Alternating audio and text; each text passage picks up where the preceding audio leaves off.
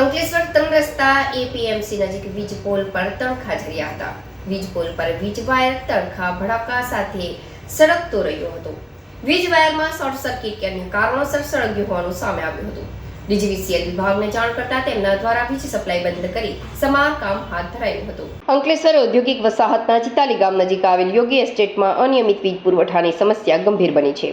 છેલ્લા એક વર્ષથી નાના ઉદ્યોગકારો વીજ સમસ્યાથી પરેશાન છે. અઠવાડિયામાં 2 વખત આખા દિવસ દરમિયાન વીજળી ડૂલ થઈ જાય છે. આ કારણે ઉદ્યોગોના ઉત્પાદન અને વેપાર ધંધા પર વિપરીત અસર પડી રહી છે. યોગી એસ્ટેટ ચિતાલી ગ્રામ પંચાયતની હદમાં આવે છે. અહીં ડીજીવીસીએલ રૂરલ લાઇનમાંથી વીજ પુરવઠો આપવામાં આવે છે. ઉદ્યોગકારોએ આ સમસ્યા અંગે વારંવાર રજૂઆત કરી છે, પરંતુ હજુ સુધી કોઈ નિરાકરણ આવ્યું નથી. આજે વીજ કંપનીના અધિકારીઓએ યોગી એસ્ટેટની મુલાકાત લીધી હતી.